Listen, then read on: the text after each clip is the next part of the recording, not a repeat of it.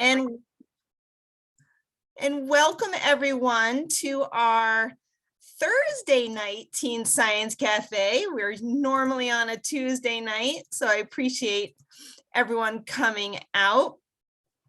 Just gonna give myself 1 second here. So as we get started, first I want to introduce myself. My name is Lauren Traster. I'm the Teen and Leadership Program Coordinator here at UVM Extension.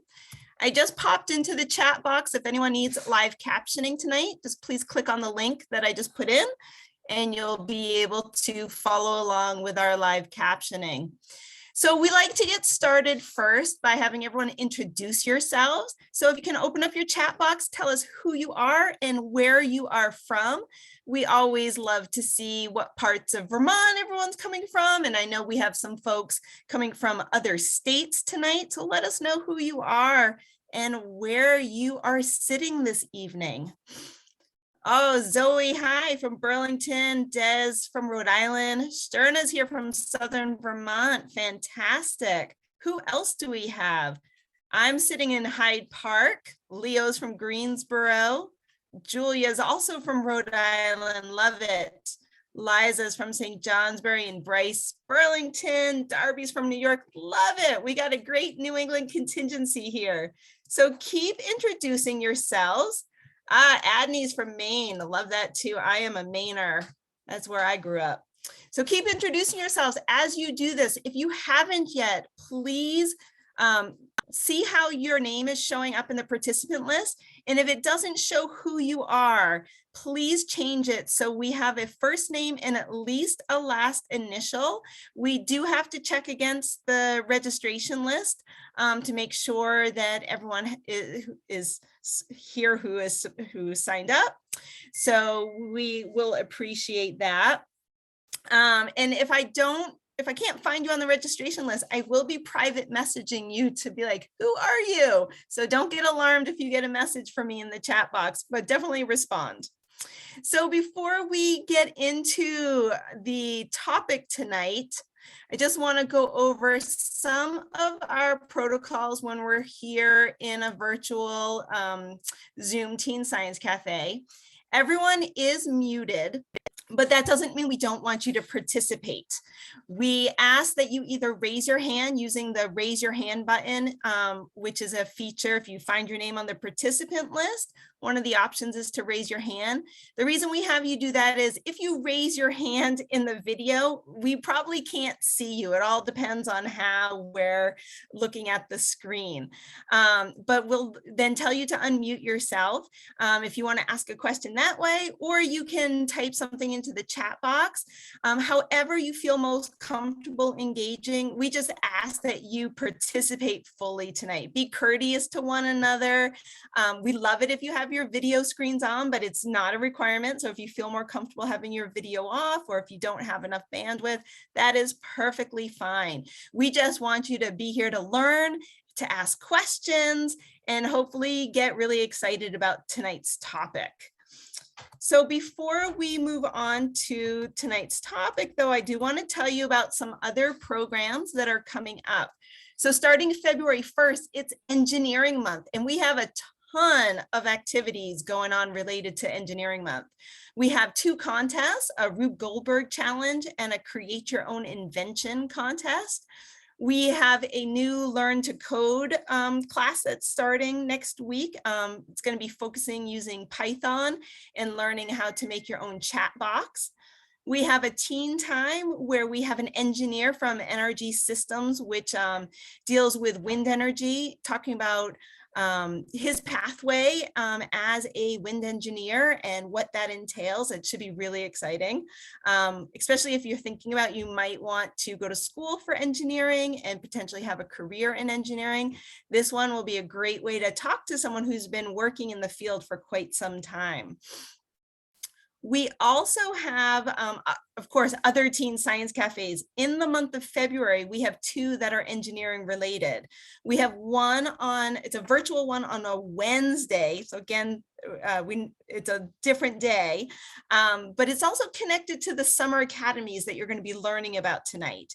And that one is about design thinking and learning how to make a value-added product from the waste we get in agriculture. And so it's a really neat way to begin thinking and creating new innovations. And at the end of February, we have someone who had an internship with NASA working and helping to design a new spacesuit. So that one should be really interesting as well. Then I want you all to start thinking about summer, and you're going to learn more about this tonight. We have 2 summer academies, a new program called Agrotech, and there's going to be 2 free week-long summer academies at UVM where you're going to get to dive deep into 2 topics. Tonight's cafe is one of the topics, and the cafe on February 9th is the other topic. So you can kind of get an idea of what the topic is and then see if you want to apply to come to UVM this summer and be part of the Summer Academy. We're going to tell you more about this program throughout the night. So stay tuned, but this is the website that you're going to want to check out after tonight's cafe. So let's move in to tonight's cafe. We are going to be focusing on culturing cells for healthier soils. And our presentation tonight is with Professor Eric Bishop von Wetberg and Gianna Sassi. Let me tell you a little bit about the both of them. Eric is an associate professor in plant and soil science with a research program focused on characterizing the diversity of gene banks and heirloom varieties to harness adaptations to extreme environments in emerging crops. Gianna is a postdoctoral researcher in plant and soil science. She studies the genetic basis of hops, disease resistance, and diversity between domesticated and wild plant populations using comparative bioinformatics, pathogenicity assays, and field assessments. Those are all big words, and hopefully we're going to learn a little bit about what that all means tonight. So I'm going to stop sharing, and I'm going to turn it over to Professor von Wetberg and Gianna Sassi to help us learn a little bit tonight. So welcome. Thank you for joining us. It's our pleasure, and great. Well, welcome everybody. It's a pleasure to have you all with us. I miss Rhode Island. I lived there for several years while I was a grad student. Tonight, we're gonna talk about soils with Jonna leading and me chiming in where necessary. Jonna, you wanna take it away? And yes, just as you said that, I lost my screen. Can you see the slides? We can see the slide shorter, but we should. Oh yeah, go on present mode.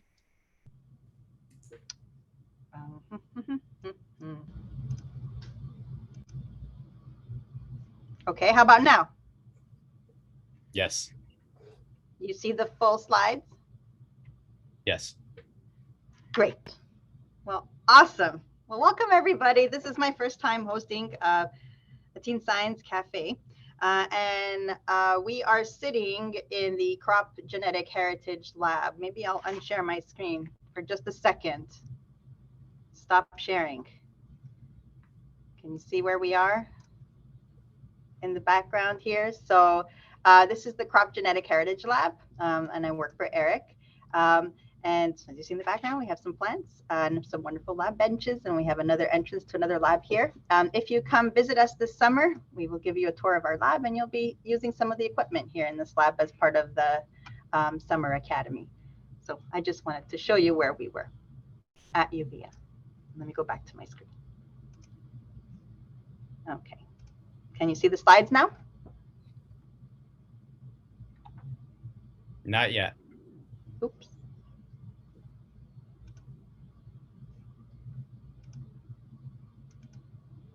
How about now?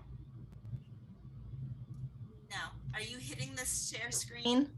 Yeah. So hit the green share screen button, click what you want to share, and then you have to hit share. thought I did that. Share screen. There we go. Okay. And then window. And then here. And then here we are. Good job. And now, there you go. You got it. Good job. Yeah, so we're here to learn about how we can culture cells for healthy soils and healthy plant growth.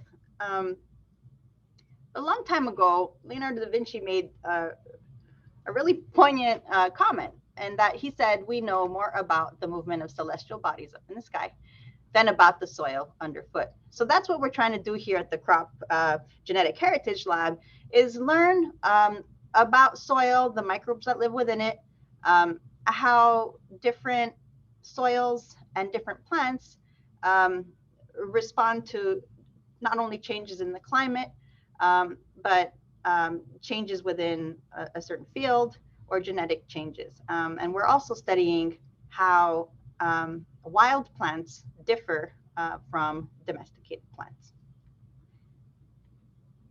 Okay, so we know that soils support plant growth. And how did they do that? Well, the soil provides water, provides nitrogen. It's a really important nutrient for plants. Phosphorus is another really important nutrient, and potassium. Other things that we find in the soil are soil microbes. And you'll learn about this a little bit later, but soil microbes, at least the beneficial ones, are really important at not only enriching the soil, but helping plants cope with some stresses. In addition, plants get CO2 gas from the above ground parts, and with the help of the sun, turn CO2 in wonderful sugary things that we eat. Eric, would you like to add anything? No, I think that's good. Let's. Great. And if you want to learn more about how plants take up minerals, you can follow the link below. All right. So I can't see the chat, so Eric, I'll let you deal with this. But my question to you both is, there's two pictures here on the left and the right, two handfuls of soil. Which one would you rather use to grow some plants to feed your family? And tell me why. Which one would you pick? Please enter your answer in the chat.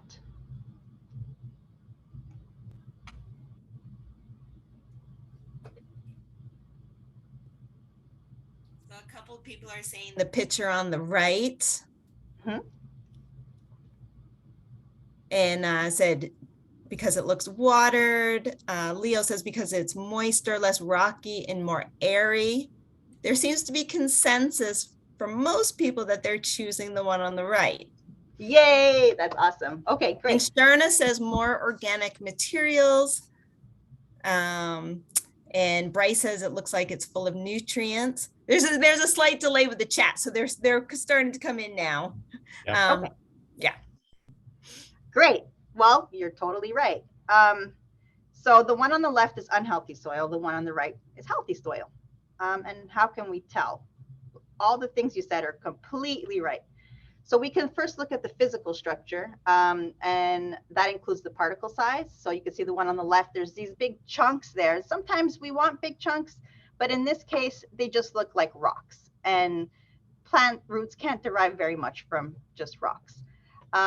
As you mentioned, the pore size, the one on the right looks a lot fluffier. There's a lot of pores in it for air to get through and water. Also the density, you can see that the one on the right, the healthy soil, you could just imagine, rolling up your fist and it would probably form a ball, kind of like a snowball, whereas the one on the right probably would not be able to form a ball. So you do want some structure and density with some soil. And as I mentioned, aeration. So having enough air around the roots and pockets for exchange and water as well in those spaces, those pores is important. Another thing that's important is the chemical composition. So what is the soil actually made up of?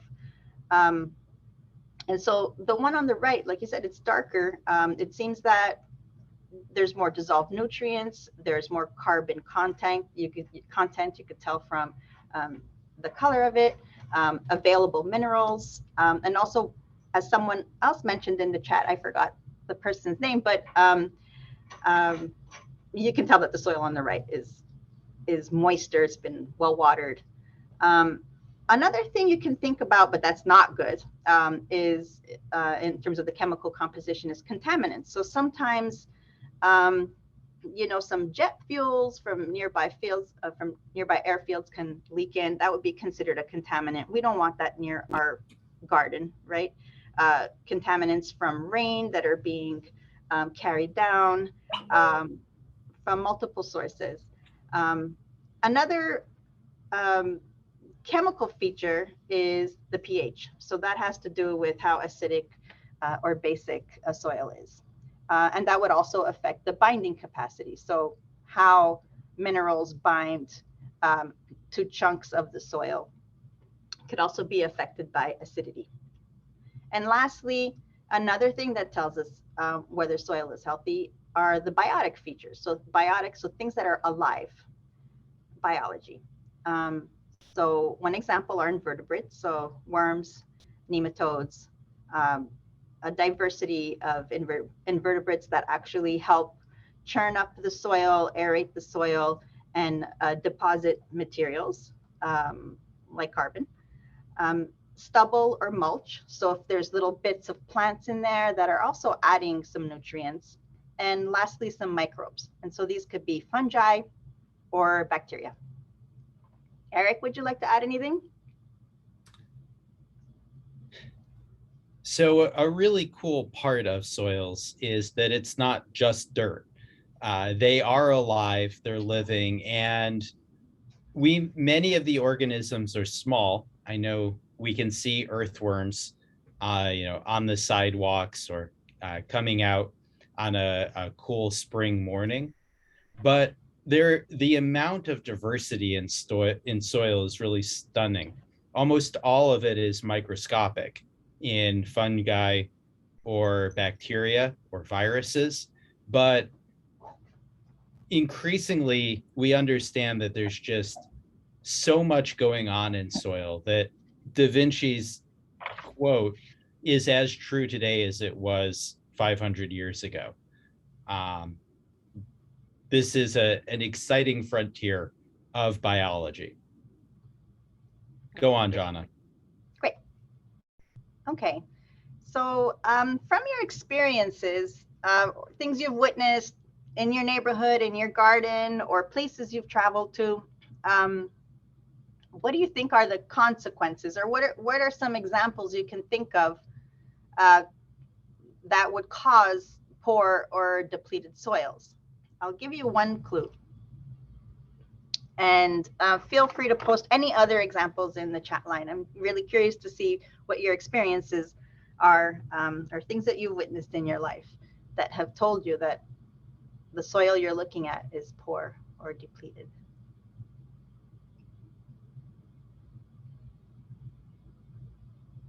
I'll just wait for the chat to come in.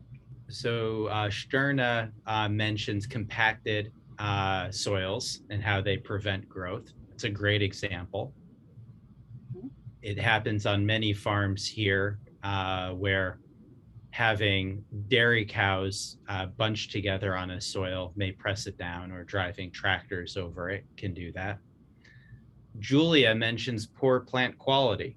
So this is a great example. If you have a soil that's depleted, you will have a lower harvest if you're a farmer.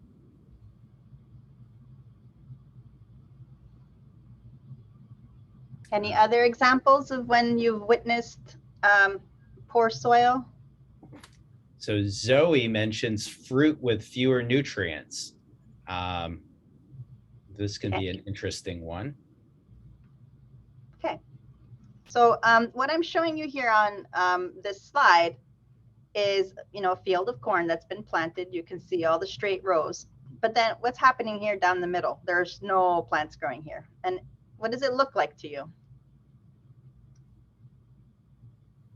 Anybody see? Kind of looks like a little river running right through the field. And the water has carried away not only the plants, but also a whole bed of soil.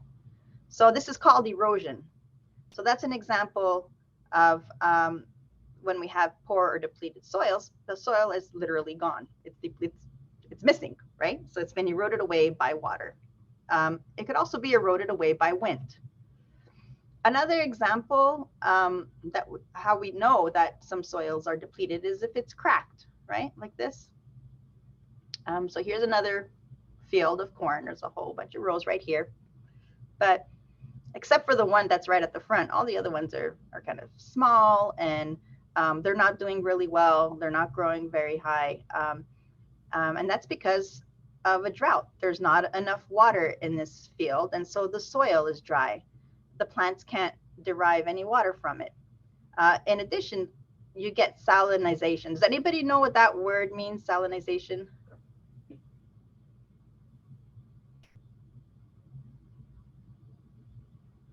Any offers in the chat? Leo and Zoe describe increasing levels of salt in the soil. Perfect. 100% right. Exactly. So, you know, when the water evaporates away, the minerals can't do that. So the salts kind of stay behind and become concentrated. So now, not only does this corn plant have to deal with not a lot of water, but it has to deal with all this extra salt that it doesn't really need. We don't need extra salt either in our diet. Another example is eutrophication and runoff. So what I'm showing you here is Lake Claire. I think this is in, Michigan, right? Is that Detroit right here? But this also, we can witness this right here in Vermont and Lake Champlain in the summer.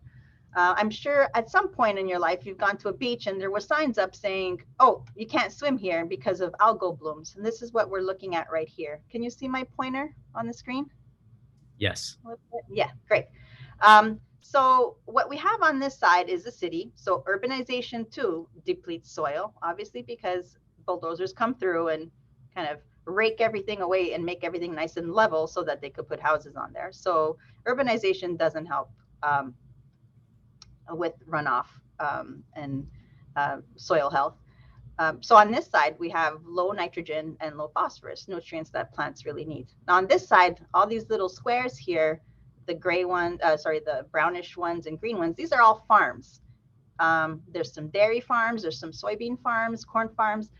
And in order to help the plants along, the growers have added a whole bunch of fertilizer that includes nitrogen and high phosphorus.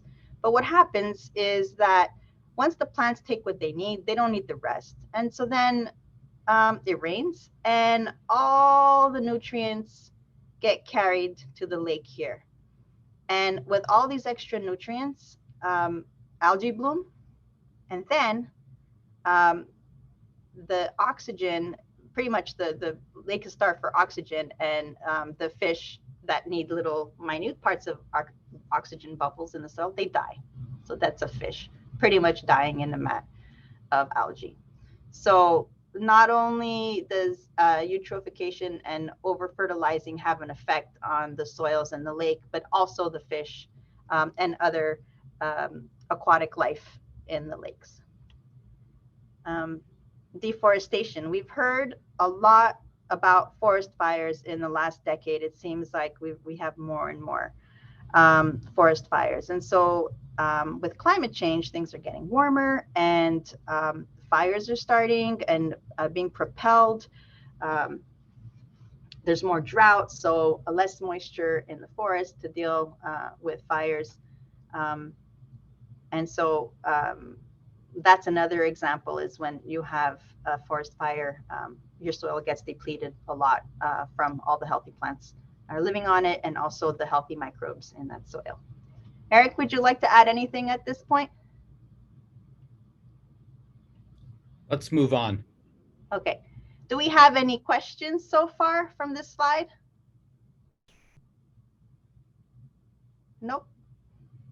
Another example of poor soils is if they're contaminated or acidified. Like I mentioned before, if you see in this picture, we have a grower tending their crops. But up here in the background, you can kind of see faint shadow of smokestacks and industrial buildings that are putting out not just chemical waste, but smoke and smog. And all this is acidifying this water reservoir that is feeding these crops and these soils. So that doesn't help plants grow either.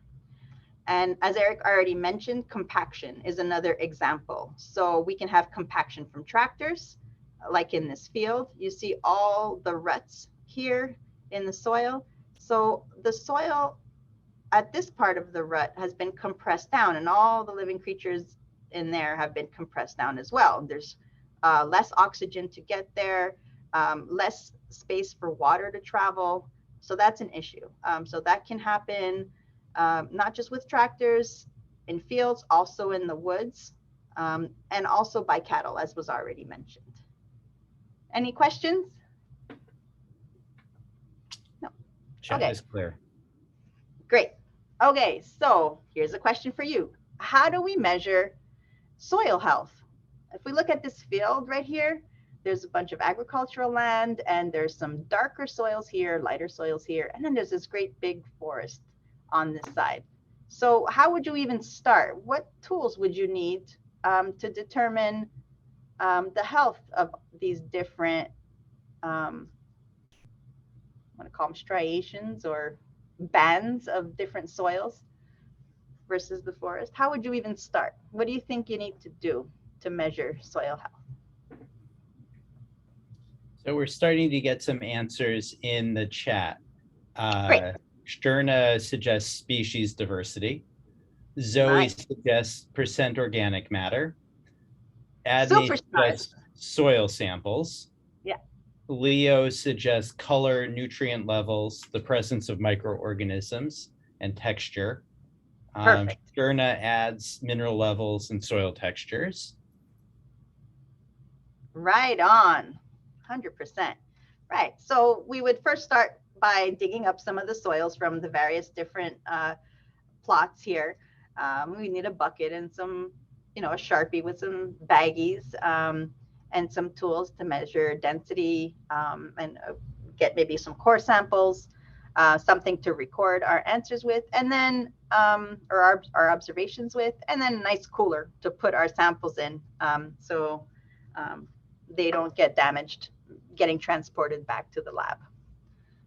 And you don't have to memorize all this, obviously, but this is sort of the gold standard in soil health measurements that was developed by Cornell. It's this rigorous 15 or 16-step process.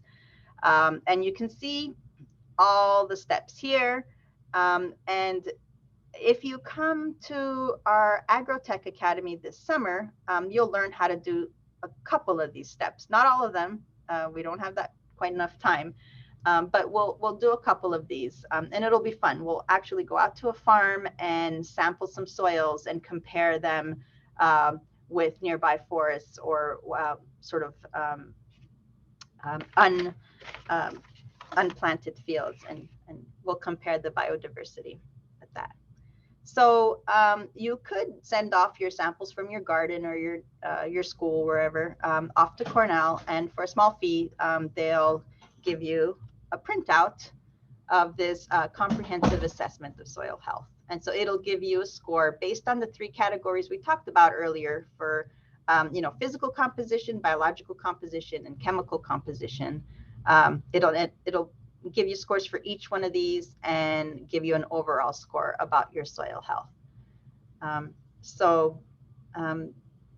You can do, there's many other tests you can do, but this is a very good baseline to compare between different fields or different samples that you have.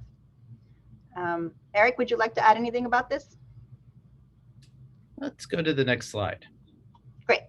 Oops, there's my little slide. Okay, so we talked about how we measure soil health, but plants are the ones that are stuck in the soil all the time. We get to walk around and be over it, but plants are actually in it. So how do plants respond to soil health? Whoops, I didn't mean to put that up there. Go ahead. Tell me about, in the chat, tell me what you think are ways that plants respond to soil health, and how a plant can tell you that it's happy in the soil versus not being happy in the soil.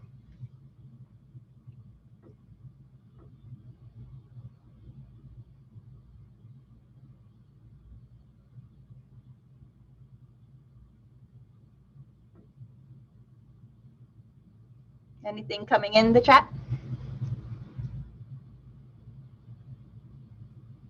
Let's see. Bryce says nutrient amounts. Yep. Actually measuring. Shterna says the growth might be stunted if it's unhappy. Correct. Julia says the color of the plants. And Zoe mentions the crop Leo. The crop yield. I'm jumping to the next person. Leo suggests the amount of growth, the health of the vegetation, or the fruit production. Eliana mentions the amount of the growth and the color. Perfect. That's awesome. Okay. So what I'm showing you here are changes just below ground. You've mentioned a lot of great answers about what happens above ground, and we will cover that in the next slide. But I want to just focus on what's happening below ground, the part of the plant that's in direct contact with the soil. So plants could respond by elongating their primary roots in search of nutrients. So imagine, if this area right underneath the soil surface doesn't have a whole lot of nutrients, the plant can extend its primary root as far down as it can till it hits a nice patch of nutrients. And then it could start making what are called lateral roots, right? Now it's the same thing with lateral roots. If in this area, sort of up near the soil line, there aren't a whole lot of nutrients, but out here there are, then these roots will extend to try and reach those nutrients. Another thing plants can do is change their root angle. So whether they're kind of more inclined downwards or can come up towards a patch of nitrogen or phosphorus or any nutrient up here. They can also increase or decrease their lateral root number. If they find a nice wholesome patch of nutrients right here, they can make a whole bunch of lateral roots on one side instead of the other. And lastly, plants can go through this process called nodulation. Does anybody know what nodulation is? In the chat, have you ever heard of that term before? Root nodules or nodulation. Zoe had just mentioned it, so I think we have an answer coming our way. Perfect.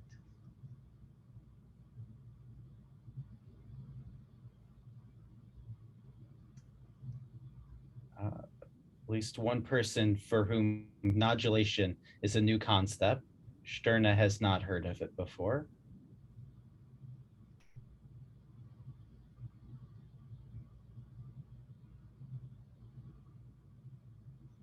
Okay, so Zoe says rhizobial bacteria. Plants can form symbiotic relationships to fix nitrogen. Wow. Perfect. Yeah, so in this case, this plant here on the end, was in a patch of really like low nitrogen soil. So it decided to engage in this relationship with a soil bacterium called rhizobia. And the reason why rhizobia are special is because they can take nitrogen from the environment, like really low amounts of nitrogen, kind of concentrate them in these little organs that the plant made for the bacterium to live within. So it literally creates this little house called a nodule for the bacterium to live inside. And in there, the bacterium exchanges the nitrogen to be a fixed form. So it's got these little hydroxyl groups on these little H groups on it. And that makes it easier for the plant to incorporate into protein. And so what you see here on this panel, this big long pink organ right there, that's an actual nodule. And it's pink because the plant is actually making this protein called leg hemoglobin. It's kind of like the hemoglobin that makes our blood red, but it's called leg hemoglobin because it's from a legume. And what it does is it binds oxygen, just like our hemoglobin in our blood binds oxygen. And it does that because as a favor to the bacterium, because the bacterium does not like oxygen for that conversion process to change the available nitrogen into fixed nitrogen. If oxygen is there, the bacterium can't do it anymore. So the plant helps it along. So they're helping each other. Perfect. So that's another way that a plant can respond to high or low nitrogen in the soil, is by engaging in what we call the symbiosis, or a beneficial relationship. There's another kind of symbiosis, and the most ancient plant microbe symbiosis with a fungus. These are called mycorrhizae. So what we're looking at here is a little pine seedling with its root system here. And the roots end about here, but then there's all this other fluff out here, and that's not plant material, that's actually fungal material. And so the fungal hyphae, which are kind of like roots but for a fungus, are thinner, finer, and can extend out further, and they actually intertwine with the plant cells and feed the plant cells phosphorus and other things too. In exchange, the plant gives the fungus some sugars. So this all brings us to, let me talk you through these. What we're looking at here is a root tip, and this purple blob that has been stained by a scientist is part of the root tip that the root actually exudes out. And so this is called plant exudate. All right. And all these little purple flecks you see in here are bacteria. So these exudates are actually attracting beneficial bacteria to the plant root. And this is what we mean by culturing cells for healthy soils. Plants have actually figured out how to communicate with microbes through the soil and attract cells, microbial cells, to their roots for their own benefit by using these exudates. And so some examples of bacterium that are really fun that you will work with if you come to the Agrotech Academy this summer, and this is my favorite one, is Pseudomonas. And so this Pseudomonas in particular on this Petri plate, you can see is streaked out over here on King's B medium, is usually like a pale yellow color when you just look at it in regular light. But if you shine UV light on it, it fluoresces. And that's why this soil bacterium is called Pseudomonas fluorescens. It's really cool. And you can, write your name on the plate with these and then shine it under light and your name would show up on the plate. So it's kind of fun. But this Pseudomonas fluorescens is another type of bacterium. It doesn't fix nitrogen, so it does something else. What it does is actually prime the plant's immune system like a vaccine, kind of like the COVID vaccine that some of us are getting these days. And it actually helps, this bacterium helps the plant's immune system and help the plant fight against other pathogens other microbes that are bad for the plant. So this microbe helps the plant to fight against other microbes that are not good for it. Anything you'd like to add, Eric?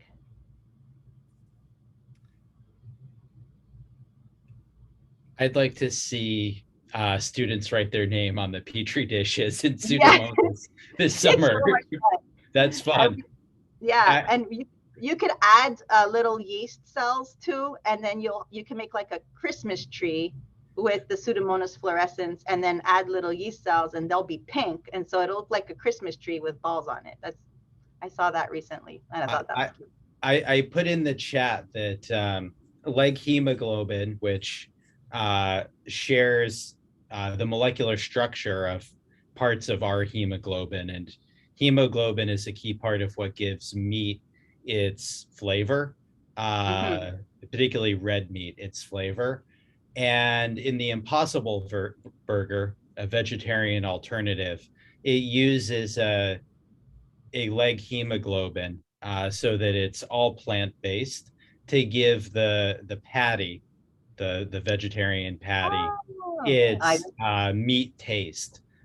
So it's for those who choose not to eat meat, it's a way to get some of the flavor from this association. Any questions in the chat or any comments? I don't see any. Let's go to the next slide and we can go back if needed. On a personal note, I just want to say that this idea, this concept of plants communicating with microbes in the soil changed my entire life. I learned about this only as an undergraduate. And, you know, I thought I was going to, like everybody in that generation, you know, we thought we were going to go into cancer research or you know, AIDS research, and that's what we were doing in biology. That was hot back then. But when the professor told me that plants are actually changing their environment by oozing stuff out into the soil and attracting microbes to them, that changed my entire life. And I said to myself, that's what I'm going to do. So a little bit about me and what drives me. I just thought it was super cool that plants and microbes actually talk to each other. So all right.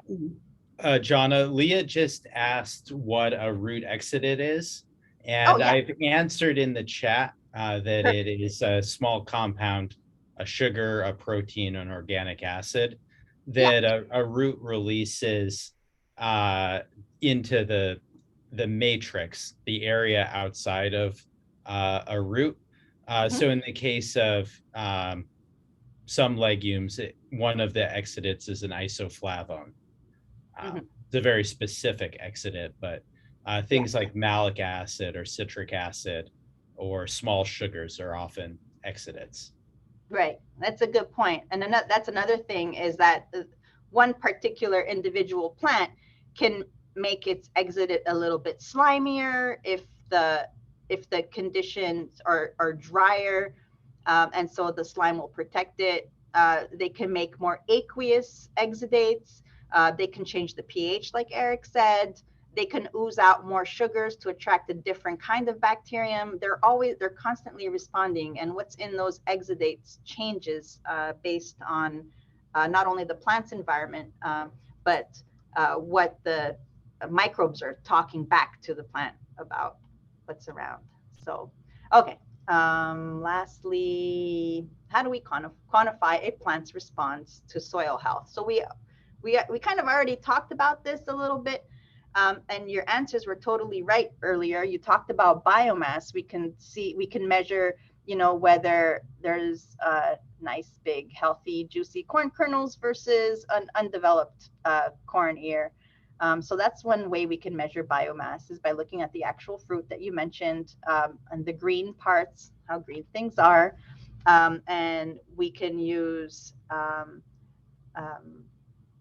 photosynthesis meter here, or now you can just use your phone. I have a great little app on my phone, and it lets me measure photosynthesis out in the field under different conditions.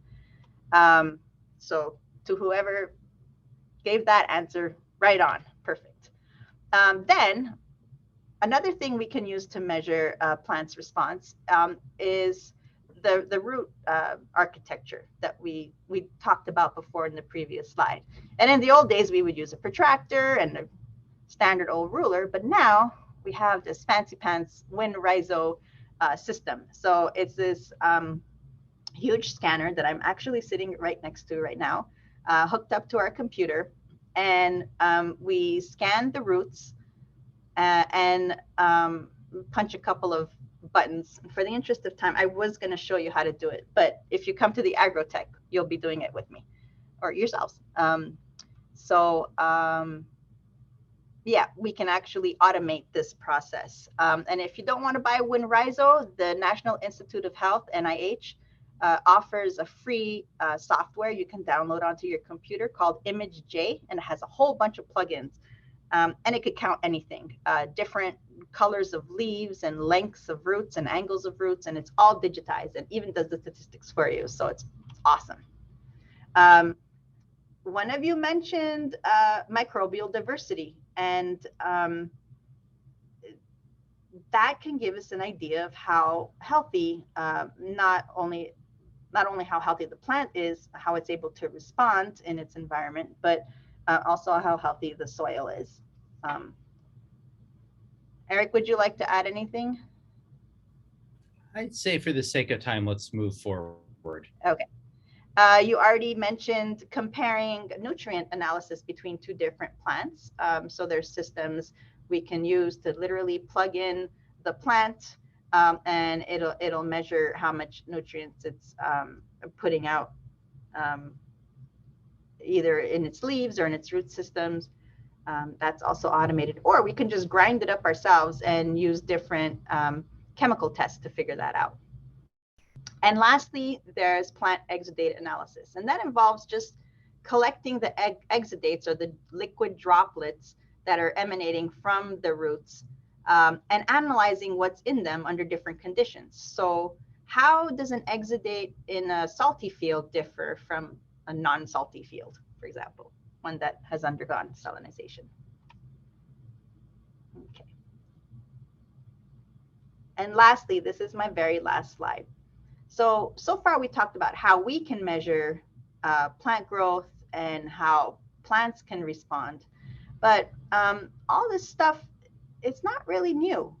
We're learning about it now, of how to improve our current soils and our current crops. But indigenous peoples from all over North America, Mesoamerica, South America, all over the globe have for generations made observations in fields, and have learned which plants work better together. Eric, would you like to talk about the Three Sisters Abenaki system? So we know from archaeology, and yes, you can pull up the parts of the rest of the slide if you're doing that. We know that farmers, indigenous farmers here, like elsewhere in the world, have a history of growing legumes that have the capacity to fix nitrogen with rhizobial bacteria next to cereals like corn or wheat.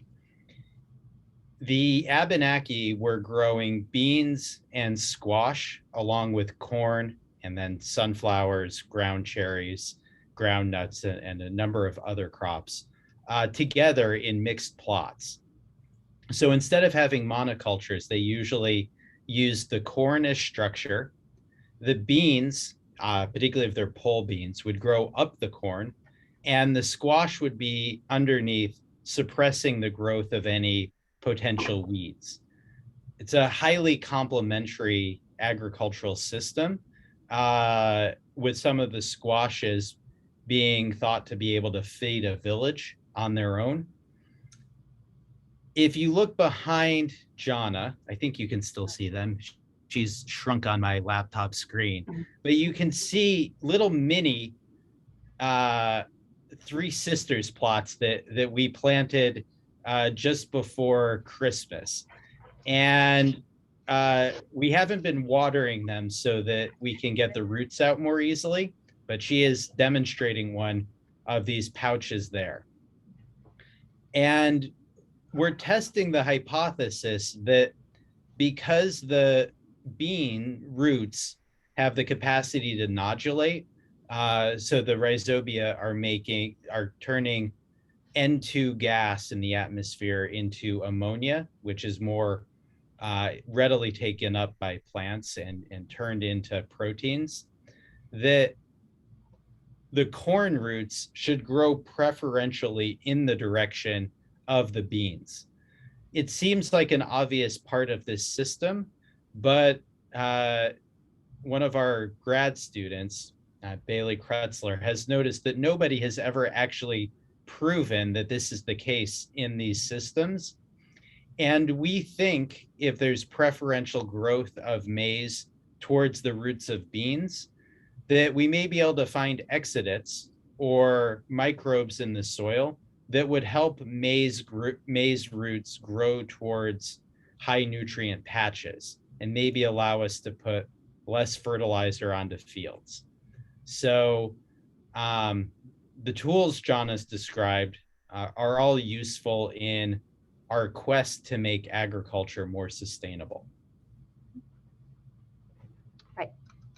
Go on. All right. So we talked about the three sisters, ancient system, the Milpa. I'm sure you've heard of cover crops. So cover crops are other crops that you intermix or intermingle, you cover with your key crop that you want to grow. And so just like in the Three Sisters system, you can come up with combinations of plants that attract or detract different microbes and help each other grow. And so you have to test them, which combinations work well together. In this situation, the cover crop, red clover is being grown with barley, which is, I'm assuming, the primary crop, and some sun hemp and tillage radish to, break up the clumps in the soil. Another method is to use intercropping. So you still have like whole rows of corn, but in between you have whole rows of soybean. And lastly, you've probably already been selecting for your own preferential microbes in your garden if you have a compost bin in your yard. So if you collect clippings and roots from your garden and put it in your compost pile and turn it around and add it back to your garden the next year, you're actually enriching or concentrating those microbes that the plants you grew last year are attracting or need. And lastly, you can actually add commercial compounds of these mycorrhizal fungi that I mentioned before that help extend plant roots. You can add those to your garden, or you can purchase other microbes from a local company called Full Circle Microbes. And they will be at the Agrotech with us. And we may have a tour of their company, but definitely they will be talking to us about their company and their discoveries. So you can also amend your soils in your garden using these commercially available products. But what we'll do in the Agrotech is actually make our own inoculum from the fields that we go to. And you can bring them home. Okay. So that's all I have to say about healthy soils and how we can culture cells, or how plants are culturing cells for their own health. And I wanted to mention the calendar for the summer program that we keep talking about. So we have our session, which is called the same thing as our talk today, Culturing Cells for Healthier Soils. So this is an example schedule of what we're planning to do for the Healthy Soils part. And if you want to learn more about the second program, Shifting Waste to Value Paradigm, on February 7th, you can see the link down here. February 9th. Oh, February 9th. Thank you. From 7 to 9, Stephen Costell will be talking about the Waste to Value program that overlaps that same week. And so I can guarantee there will be a farm tour and probably a tractor ride, just like in this picture. It's not a summer academy without a tractor ride, and we love our tractor rides. So we'll go visit a farm, we'll go on a tractor ride, and then you'll have some time in the lab actually using our equipment and creating your own inoculum and using the wind rhizo to measure things and doing some statistics and grinding up some samples from the soil. So you'll learn all this stuff. It's going to be a lot of fun. Eric, anything else you want to add about what's coming our way? It's going to be a lot of fun. So I think this is a great time to stop and take questions and be respectful of everyone's time. And I'm going to jump in before we go to the final questions. While you're thinking about your questions, I'm going to launch a poll. Hopefully you see it. Just give us some feedback on tonight, overall cafe, and second part of it is rating knowledge that you gained by attending tonight. 1 is low, 5 is high. And while you're doing that, I'm going to encourage you to also be thinking about what questions you have about tonight's topic, or even if you have questions about the Summer Academy. I'm going to keep the poll open. Sterna, I launched the poll. It might be hidden behind, or you might have to click a button to view the poll if it didn't pop right up. But if not, just put in the chat, rating 1 to 5, what you thought of tonight's cafe, and 1 to 5, what you learned. Great, thank you. All right, I'm going to keep the poll open just for about 30 more seconds. Hopefully we'll get a few more of you to respond. And then please put your questions either in the chat or raise your hand and we'll tell you to unmute yourself. Julia, if you don't see the poll, again, just in the chat, you can private message me, rate 1 to 5 overall cafe experience, and 1 to 5, 5 being the highest. What you learned tonight. All right, I'm going to close the poll in about 10 seconds. And while the poll is wrapping up, I see a question: how would I apply for the Summer Academy? I put a link to the Agrotech site, and that's where you can learn about applying for the cafe. And Leo asked, what do you think is the most interesting recent discovery in soil science? So Gianna and Eric, that's you. So over the last 15 years, the most exciting development is we can grow in liquid culture about 1%, maybe on a good day, 3 or 5% of the microbes in soil back in the lab easily. We've known that the rest of them are there, but we haven't really understood very well what they do. We now have the capacity to extract DNA from the soil, sequence their genomes, and use this gene sequences to predict what metabolic pathways they have, what we think because of their metabolic pathway they can eat, or what essentially their ecological niche is. And then we can start, people aren't doing it very often yet, but one of the frontiers in soil ecology is taking that information on the metabolism of a microbe and then predicting what the ecosystem or the ecological community looks like in total. So one of the, as we mentioned earlier, we can add microbes to the soil, but we're adding them to a crowded community where there's already other microbes, and frequently they don't survive.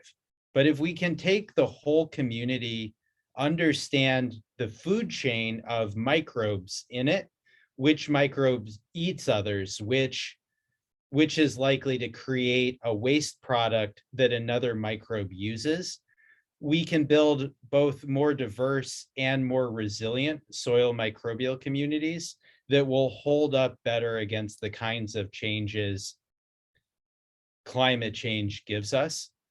So I think there's really exciting stuff buried in all of that.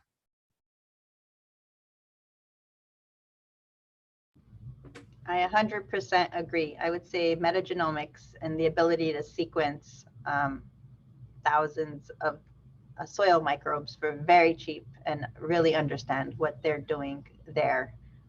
All right, I'm going to take Sherna's next question. Jonna, which is, how can soil health be used in ecosystem conservation and climate change? So this actually should have been part of my answer to Leo as well. I'll take a stab at it, then pass it to Jana. So there is between 3 and 10 times more carbon in soils globally than there is in the atmosphere. We live at a time where the biggest environmental challenge, one that is, I'm not exaggerating by calling it existential to the continued the continuity of human civilization. This is perhaps the scariest global thing we've faced, and sorry, we're leaving it with all of you. And I shouldn't be laughing about that. But because there's so much more carbon in soils than there is in the atmosphere, there's a second thing. When we asked you, what is a healthy soil? You all identified the one that has greater soil organic matter. When many modern farming practices actually deplete the soil of carbon as well as other nutrients. So the win-win solution to climate change, it makes soils better and it addresses climate change, is to take carbon out of the atmosphere by putting it into the soil. What we need to do that, and part of that is improving our agricultural practices.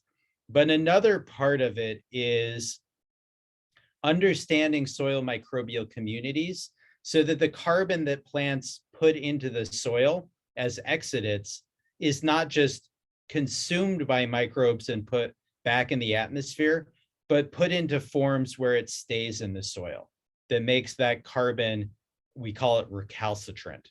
And that's a really challenging thing. That requires not just a teen science cafe, but 2 or 3 courses to walk through all the different pieces of that. But it's one of the frontiers, and it's a place where agriculture, conservation, climate change, and microbiology meet.